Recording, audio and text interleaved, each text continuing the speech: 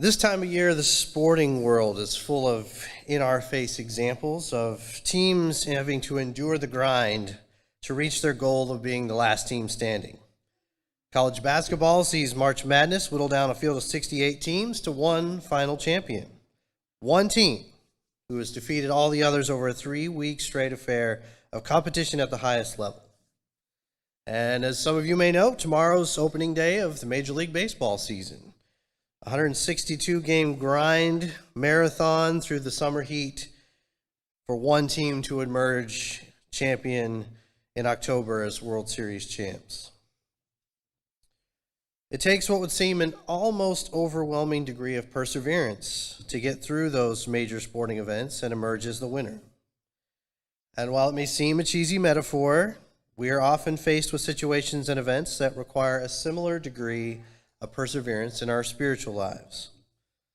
If you feel that my parallel between our Christian perseverance and sports is a bit lackluster, let me cite to you 1 Corinthians 9, verse 24 through 27.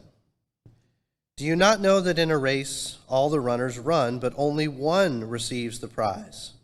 So run that you may obtain it. Every athlete exercises self-control in all things. They do it to receive a perishable wreath, but we an imperishable. So I do not run aimlessly. I do not box the air as one beating the air. But I discipline my body and keep it under control, lest after preaching to others, I myself should be disqualified. I can imagine Paul in today's vernacular would say, strive for that one shining moment. Play to win the commissioner's trophy.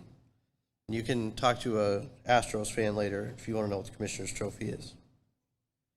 I think we often try to make light of the struggle against sin and temptation, and we try to make perseverance akin to the cheerleader mentality of, we've got spirit, yes we do, go us.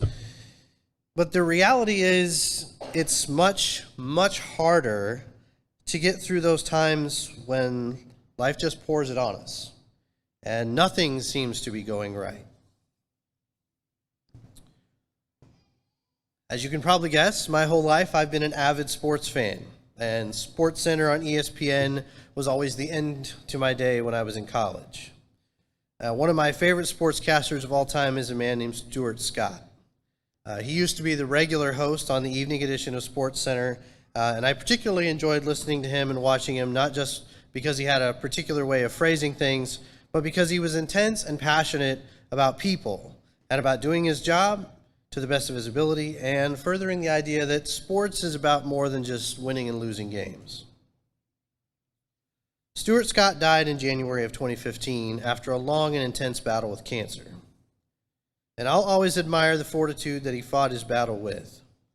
At the end of 2014, less than 6 months before he died, Stuart was honored with the Jimmy V Award at the ESPYs. His speech is very well done, and it's very moving, and I would encourage you, if you have some time later on, to look it up on YouTube and watch the whole thing. But there are two specific quotes that I want to give you from that speech that, while in reference are for his physical battle with cancer, are just as applicable to our spiritual battle with sin. Stuart said in his speech, when you die, you don't lose to cancer, you beat cancer by how you live, why you live, and in the manner in which you live. As Christians, death is not the end for us. Isaiah 25 says death is swallowed up in victory. That we die is no longer the focus. It is the perseverance by which we live, the how and the why and the manner in which we live is what will matter in the end. James 1 tells us that we should consider it joy when we encounter trials because that produces perseverance, which leads to perfection. But as I've already mentioned, the go-get-'em attitude can be hard to maintain. And sometimes it can be extremely hard to persevere through what life throws at us. Sometimes we might even want to give up. It's too hard. And Stuart Scott talked about that emotion too. He said, when you get too tired to fight, lie down and let somebody else fight for you. That's what we have each other for. Sometimes we need some help to, as Paul would say, fight the good fight. We have to be willing in mind and in heart to help our brothers and sisters persevere. Significantly more difficult, however, might be realizing that we need to be willing to let others help us persevere. No team wins its championship by each person trying to gut it out and get through it on their own. They win by persevering as a team. We will be more successful as a whole if we help each other persevere as individuals.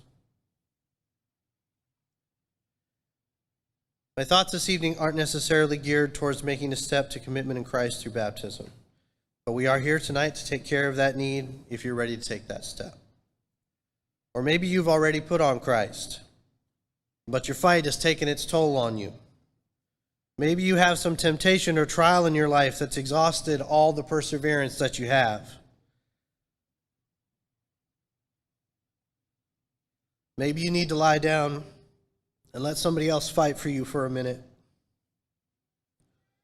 We're all here to help you with that fight, whatever you need, whether it's confession, study, prayer, or anything else.